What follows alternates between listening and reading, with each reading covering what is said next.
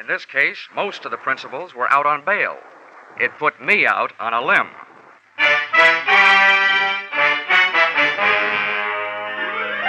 This is another in the adventures of America's fabulous freelance insurance investigator, Johnny Dollar, starring Charles Russell. At insurance investigation, Johnny Dollar is just an expert. At making out his expense account, he's an absolute genius.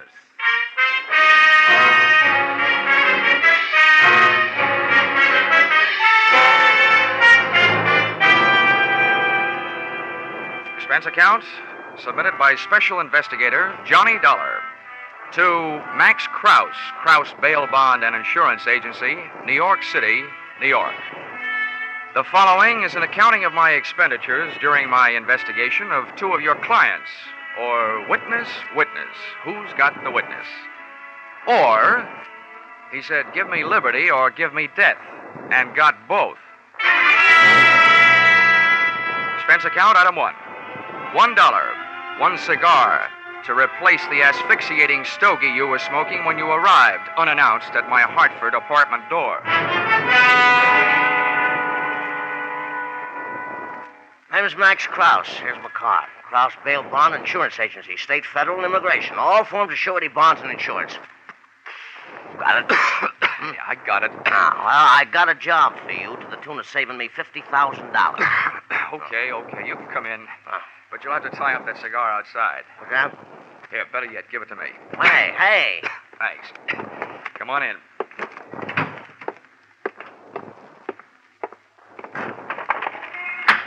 Hey, what's the idea of throwing it out the window? That was an expensive cigar. Oh, can you think of a better way to get rid of it? It was killing me. Here, have one of these. Oh. Well, not the quality I'm used to, you understand, but much obliged. Forget it. They were a gift. Maybe I won't even charge you for it, if I go to work for you. Well, shall we find out if I will or not? Sit down. What do you know about Leo Persino?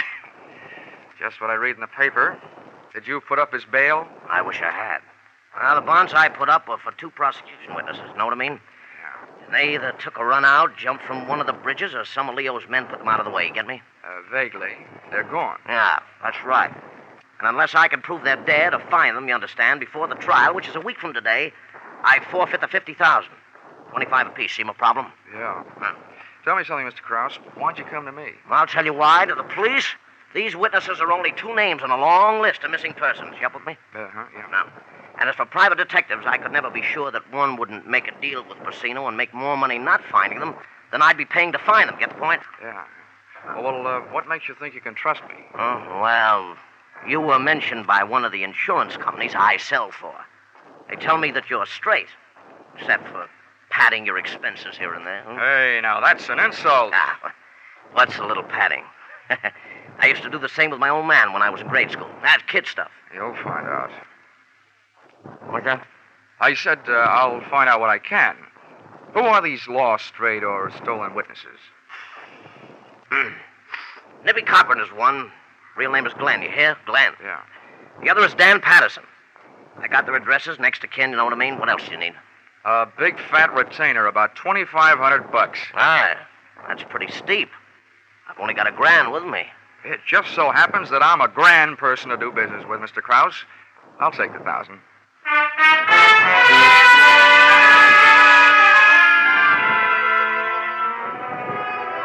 Expense account, item 2, $3.45, train fare, Hartford to New York. A high wind and I hit the big city at the same time, 4 p.m. to be exact. So I set storm canvas and tacked crosstown toward 81st, between Madison and 5th.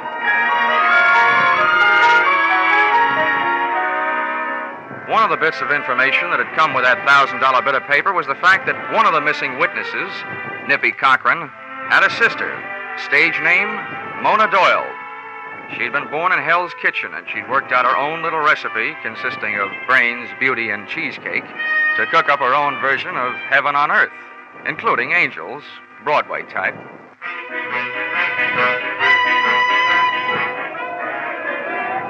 When I hove to in front of her 81st Street brownstone, a delivery boy was buzzing his way into the building. Not wishing to argue with Mona over the intercom system on the buzzer panel, I waited for the boy to come out. Caught the door before it closed. Thanks, Bub. Went in and up to her second-floor apartment.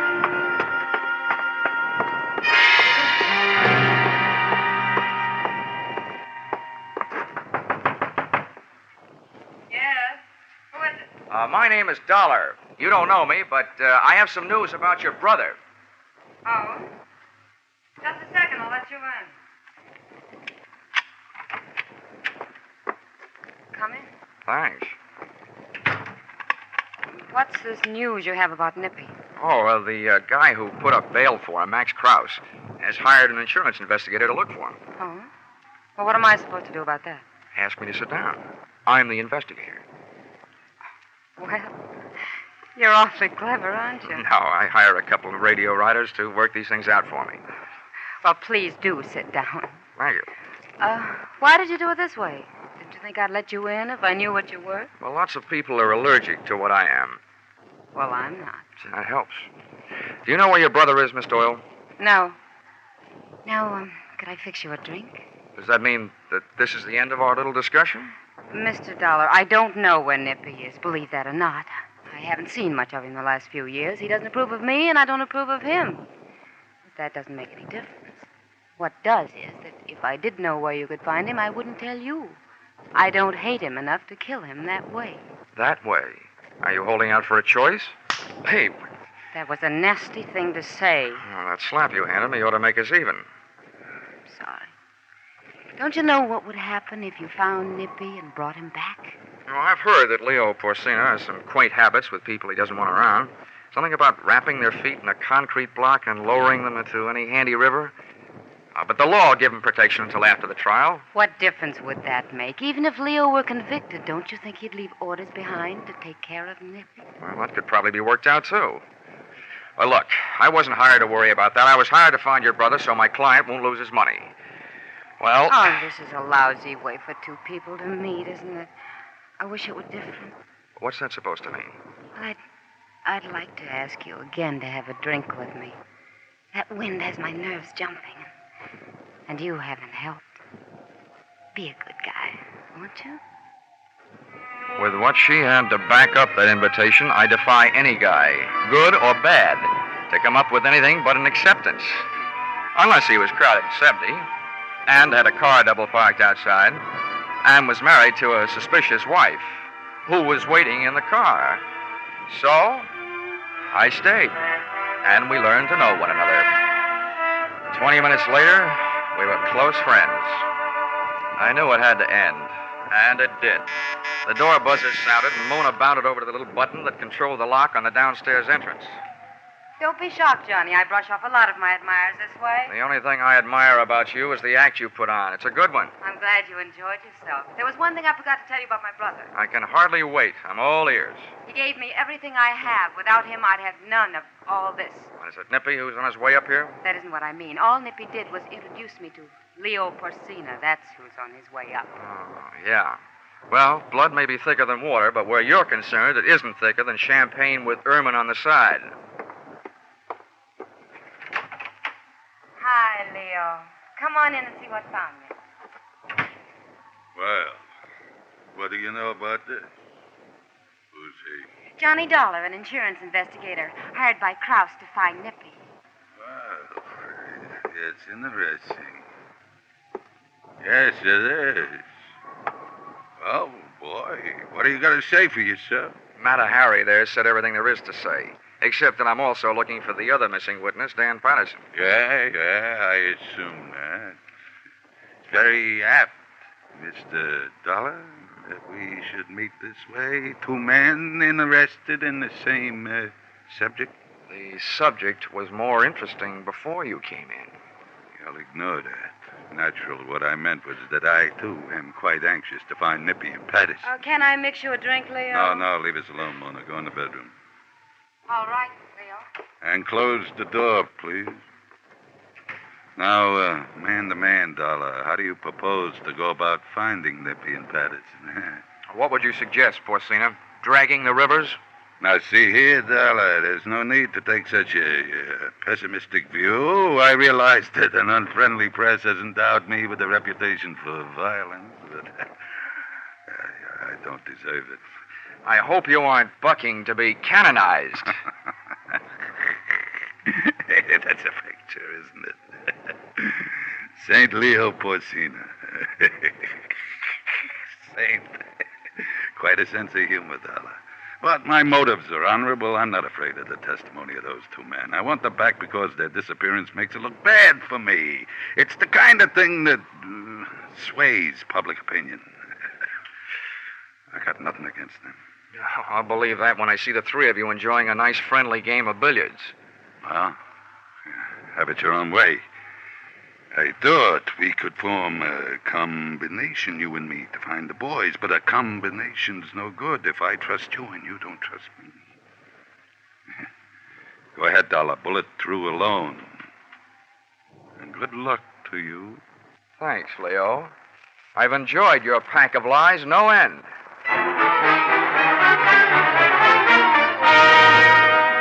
So I put on my top coat, picked up my hat, and left. He didn't shoot me while I was on the stairs, so by the time I felt the sidewalk underfoot, I also felt fairly safe. But not for long. The chauffeur in a limousine parked at the curb took off his uniform cap and put on a hat with an eye-hiding brim. I looked up at the lighted window of Mona Doyle's apartment and saw Leo's figure just slipping out of sight. As I started down the street, the chauffeur was no longer a chauffeur. At a signal from Leo, he had turned into a man who was following me. I grabbed a cab on Madison, and by the time our zigzag trip to Patterson's address was over, I felt reasonably sure that I was no longer being followed.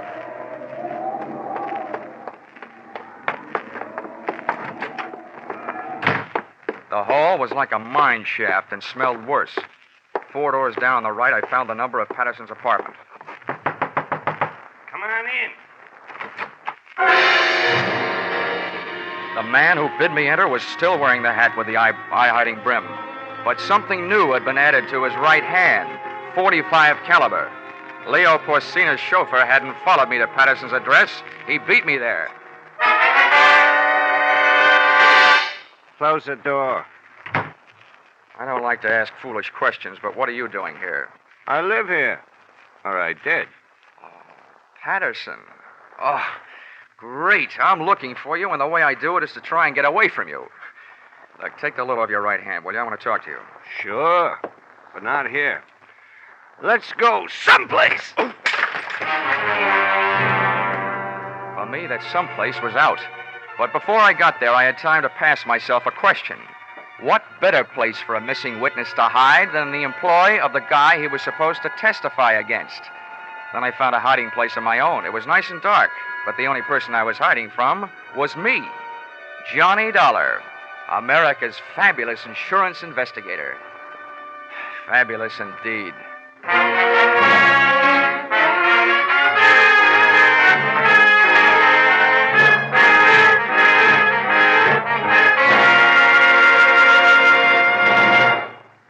In just a moment, we will return to the second act of Johnny Dollar.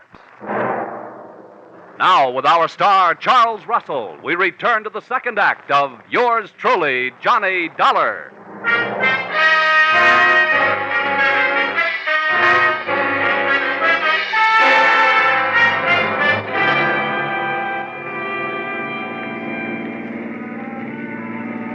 When my brain started the trip back from unconsciousness, I thought at first I had passed out in one of the tunnels.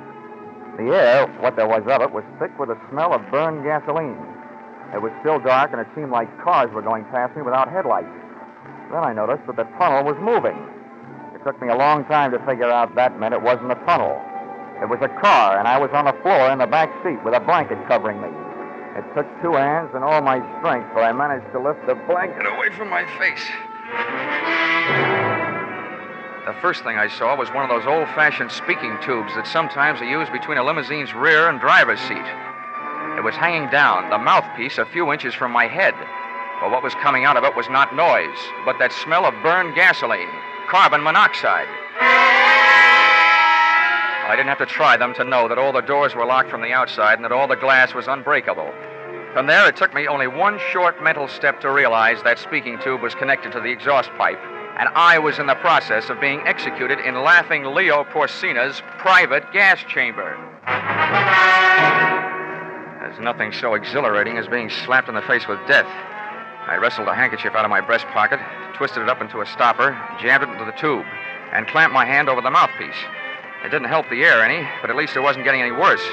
Then I settled back to wait, trying not to breathe.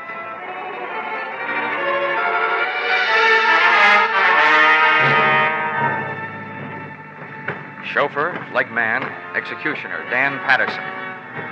Opened the rear door. When we came to a stop, waited a few seconds for the wind to clear out the fumes, then reached in, grabbed me under the shoulders, and dragged me out. I managed to stay limp until we got a few yards off the road and into the brush. Then I dug my heels in and heaved. It was surprise more than strength that toppled him, but it was no time for niceties. I picked up a handy rock and bashed him one on the head.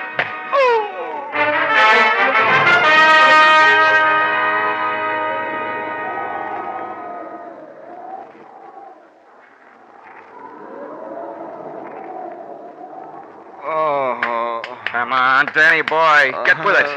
You'll catch your death of cold lying on this damp ground. Where?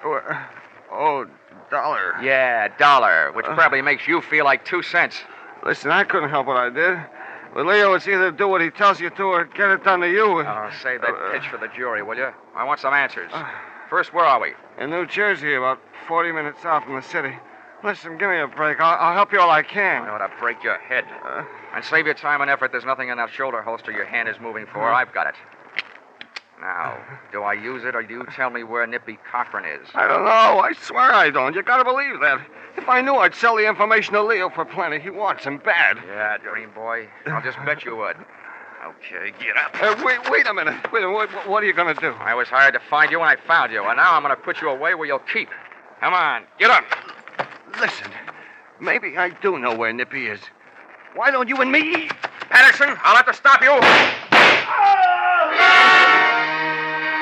I didn't want to fire, but I had to, and fast in the darkness. Aim was next to impossible, but I shot low. I guess it takes more lead than I threw into him to kill a guy who's so full of mental poison. Patterson was alive when I got to him, and alive and conscious when I left him in the hands of the nearest police doctor.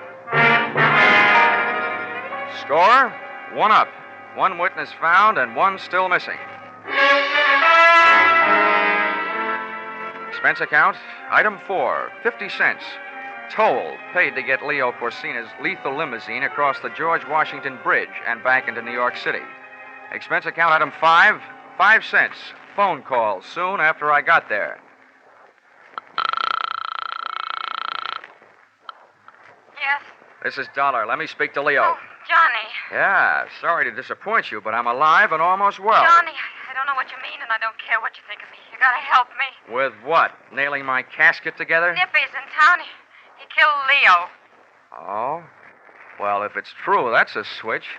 All over the country, defendants are knocking off witnesses, but when I show up, the witness knocks off the defendant. I repeat, if true. It is true.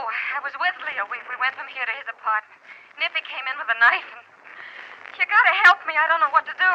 Well, it's generally a good idea to call the police. Did you? Are you crazy? Probably. Where is Leo's apartment? Do you have to go over there? Well, why not? All right.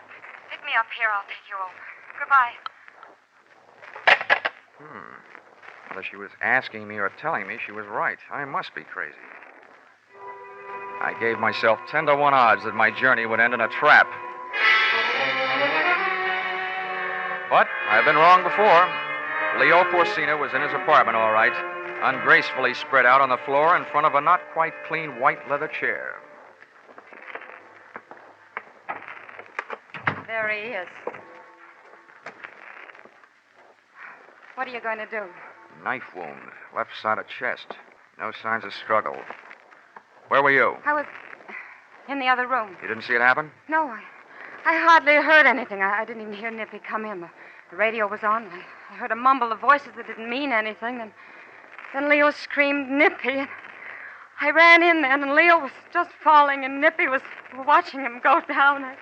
I wish I knew whether you were bawling because you're grief-stricken or because you're scared. I wish I knew a lot of things about you. Now, come on. Let's go back to your place. And maybe I can find out.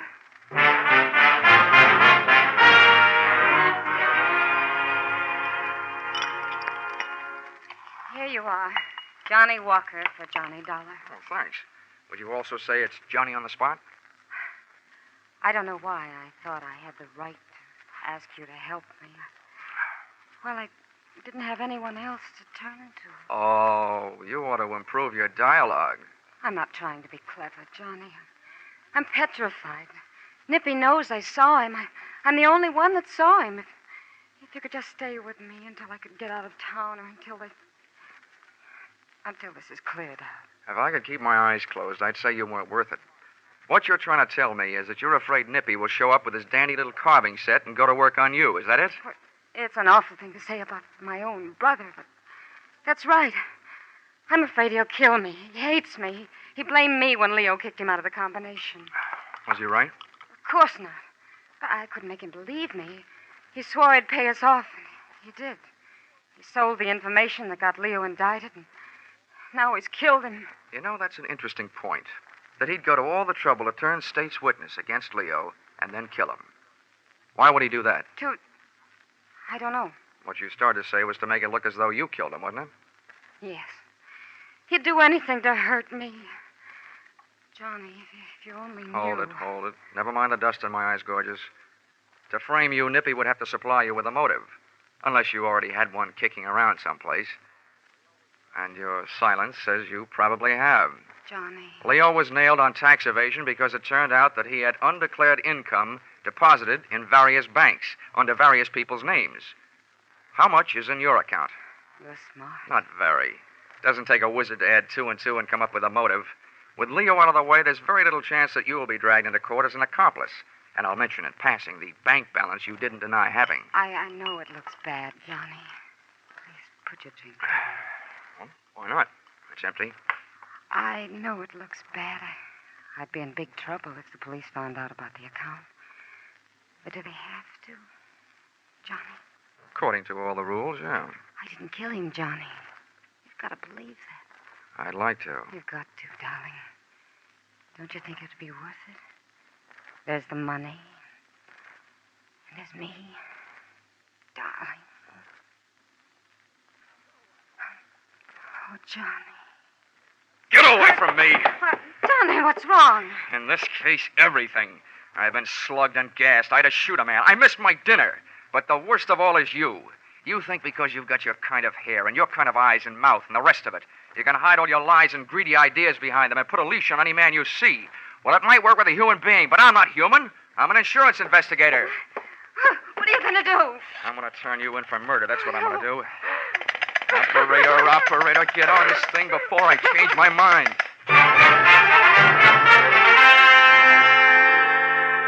Mona didn't really turn on the tears until 2 men from homicide took her and tucked her into a squad car. And I didn't warm up to my story until the press arrived.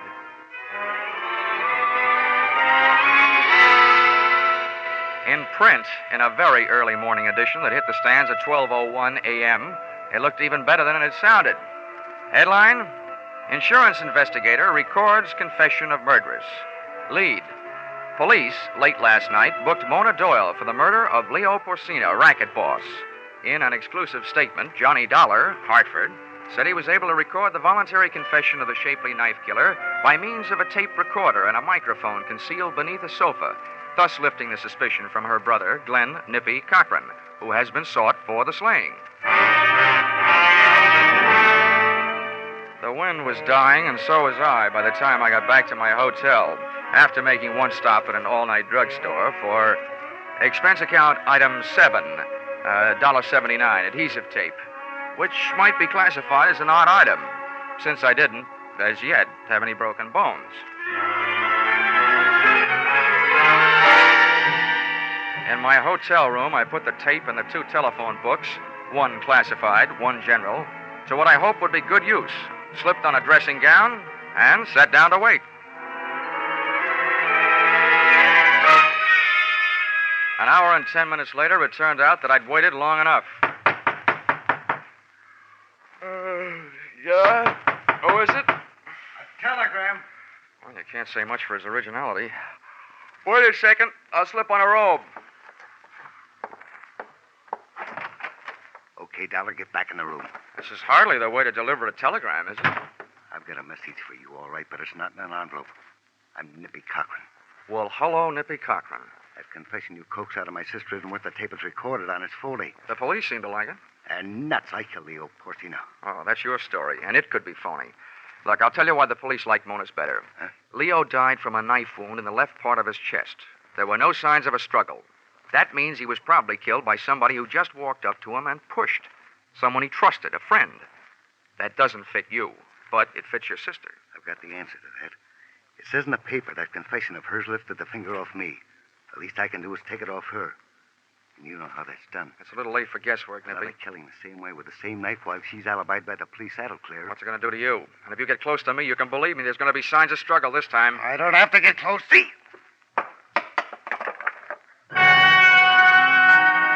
The knife came from the usual place in his collar behind his head. His aim was perfect. I felt the shock just over my heart. But the telephone books I'd taped to my chest called his number. The knife bounced off, and Nippy stood there with his mouth hanging open. Then I found something to throw. Something I could aim just generally. A chair. He stumbled back from the impact, and before he could collect his wits or his balance, I let him have a barrage.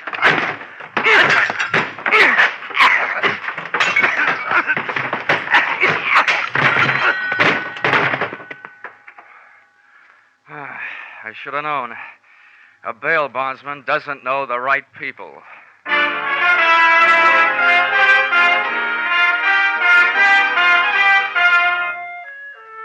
Expense account item 8. $15, doctor fee. If it wasn't worth it to you, it was worth it to me to get that adhesive tape off by using alcohol instead of violence. Expense account item 9, $28.50. Replacement of hotel room furniture broken in final brawl. And expense account item 10, if you don't mind, $367.25. See enclosed bar, cafe, and theater receipts. Buying my way back into the favor of the magnificent Mona. Oh, and you may ask me how I was clever enough to know that she was innocent all that time. I didn't. But I could hope, couldn't I? Expense account total, original retainer not returnable, $500.71. Signed, yours, truly, Johnny Walker. Dollar.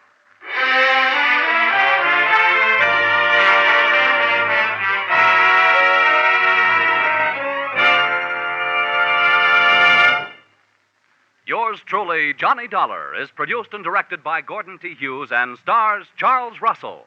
Script by Paul Dudley and Gil Dowd. Featured in the cast were Ed Mack, Paul Dubov, Sidney Miller, Jim Nusser, and Georgia Ellis. The special music is written and conducted by Wilbur Hatch. Be sure to be with us at this same time next week when another unusual expense account is handed in by Yours truly, Johnny Dollar.